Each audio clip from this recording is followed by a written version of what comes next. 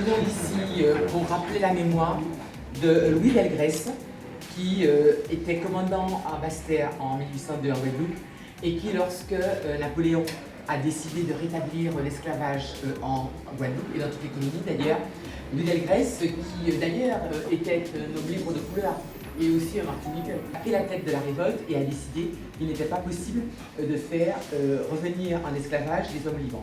Et il a fait cette fameuse proclamation du 10 mai 1802 sur les murs de Basse-Terre pour faire retentir le cri de l'innocence et du désespoir.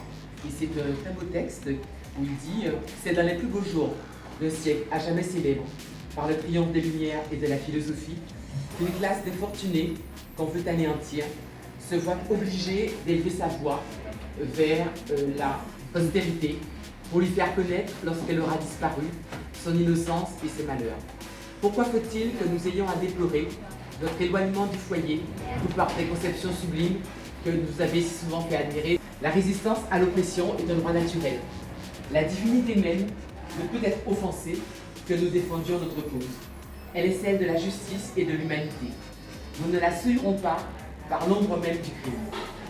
Oui, nous sommes résolus à nous tenir sur une juste défensive, mais nous ne deviendrons jamais les agresseurs. Pour vous, restez dans vos foyers, ne craignez rien de notre part. Nous vous jurons solennellement de respecter vos femmes, vos enfants, vos propriétés et d'employer tous nos moyens à les faire respecter par tous. Et toi, postérité, accorde une larme à nos malheurs et nous mourrons satisfaits.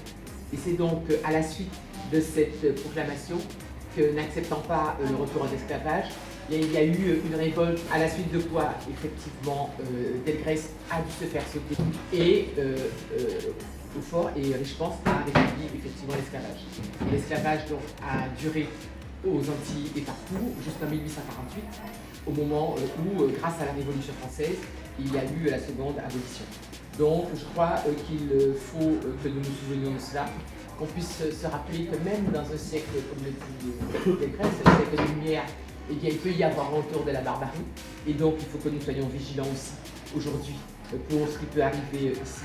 Et par ailleurs, donc, garder le souvenir de ces hommes qui, à l'époque, sont ceux qui ont représenté les idéaux de la Révolution française, alors que les idéaux de la Révolution française, et j'allais dire les valeurs éternelles de la France, étaient bafouées par ceux qui étaient à ce moment-là au pouvoir. C'était quand même un homme d'une qualité tout à fait particulière et un homme de courage tout à fait particulier. Merci en tout cas à vous d'avoir été fidèle à cette cérémonie.